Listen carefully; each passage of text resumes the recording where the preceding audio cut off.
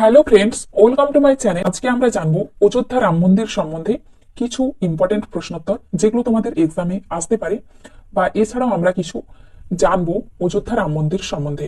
First প্রশ্ন দেখো এখানে, অযোধ্যায় রামলালার প্রাণ প্রতিষ্ঠা কবে স্থাপিত করা হলো? সঠিক আনসার কি হবে? স্থাপিত করা হলো কবে? 22 জানুয়ারি 2024-এ। নেক্সট দেখো, রামলালার প্রাণ প্রতিষ্ঠার জন্য কত সময় শুভ মুহূর্ত হিসেবে ধরা হয়েছে? শুভ মুহূর্ত হিসেবে বের করা হয়েছে কত সময়কে? 84 সেকেন্ড। 84 সেকেন্ডকে 12টা বেজে 12টা বেজে 12টা 29 মিনিট 12টা 29 মিনিট 8 সেকেন্ড 8 সেকেন্ড থেকে 12টা বেজে 30 মিনিট 32 মিনিট 32 সেকেন্ড পর্যন্ত শুভ মুহূর্ত মানা হয়েছে। এছাড়াও দেখো, রাম মন্দিরের জন্য 108 ফুট লম্বা আগরবাতি ভগবান রামের মন্দিরে জ্বালানোর জন্য গুজরাটের ভদোদরা থেকে এসেছে, যার ওজন হচ্ছে প্রায় 3600 কিলো। এই বাতিটি জ্বালানোর পর প্রায় 1.5 থেকে 2 মাস পর্যন্ত জ্বলবে।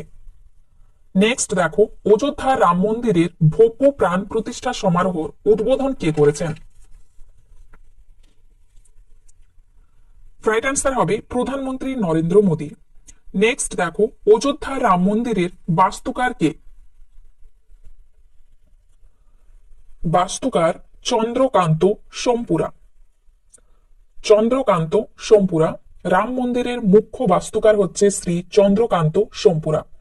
ওনার বংশের 2 পুত্র, শ্রী জেনে রেখো, শ্রী নিখিল সোমপুরা ও শ্রী আশিস সোমপুরা, তার 2 পুত্র। এনারা কিছু বদলে ভগবান শ্রীরামের মন্দিরকে এক নতুন ডিজাইন 2020-এ তৈরি করে তার আধারে মন্দিরটি নির্মাণ করা হয়েছে। নেক্সট দেখো, অযোধ্যা রাম মন্দিরের নির্মাণ কোন কোম্পানি করেছে? সঠিক আনসার কি হবে এখানে? Larsen and Toubro company, L&T। Larsen and Toubro কোম্পানির প্রতিষ্ঠা কবে হয়েছে? 7 ফেব্রুয়ারি 1940-এ প্রতিষ্ঠা হয়েছে। মুখ্যালয় কোথায়? মুখ্যালয় হচ্ছে মুম্বাই, এবং কোম্পানির MD CEO SN Subramaniam. Next দেখো, অযোধ্যা রাম মন্দির তৈরি করতে কত টাকা খরচ হয়েছে? তো এই রাম মন্দিরটি তৈরি করতে খরচ হয়েছে এখনো পর্যন্ত 1100 কোটি টাকা। বলা হয়েছে আবার 300 কোটি টাকা খরচ হতে পারে, মানে টোটাল 1400 কোটি টাকা হতে পারে খরচ। নেক্সট, অযোধ্যা রাম মন্দির কোন শৈলীতে তৈরি হয়েছে? সঠিক আনসার কি হবে এখানে? নাগার শৈলীতে তৈরি হয়েছে রাম মন্দিরটি। অযোধ্যা রাম মন্দিরের উচ্চতা কত? রাম মন্দিরটির উচ্চতা হচ্ছে 161 ফুট, এবং চওড়া কত? চওড়া 250 ফুট হচ্ছে চওড়ায় 250 ফুট। মন্দিরটি লম্বায় জেনে রেখো, পূর্ব থেকে পশ্চিমে হচ্ছে 380 ফুট, এবং 392টি থাম বা স্তম্ভ রয়েছে 392টি। নেক্সট দেখো, এখানে অযোধ্যা রাম মন্দিরে কটি মণ্ডপ আছে? তো এই রাম মন্দিরে মণ্ডপ আছে কটি? 5টি মণ্ডপ আছে। কি কি মণ্ডপ? মণ্ডপগুলির নাম দেখো, নৃত্য মণ্ডপ, রঙ্গ মণ্ডপ, সভা মণ্ডপ, প্রার্থনা মণ্ডপ এবং কীর্তন মণ্ডপ। এই 5টি মণ্ডপ রয়েছে রাম মন্দিরে। নেক্সট, অযোধ্যা রাম মন্দিরের গর্ভে স্থাপিত 51 ইঞ্চির রামলালার মূর্তির মূর্তিকার কে? সঠিক আনসার কি হবে এখানে? অরুণ যোগীরাজ। কর্ণাটকের মহীশূরে বাস করেন তিনি। অরুণ যোগীরাজ কর্ণাটকের মহীশূরের তিনি।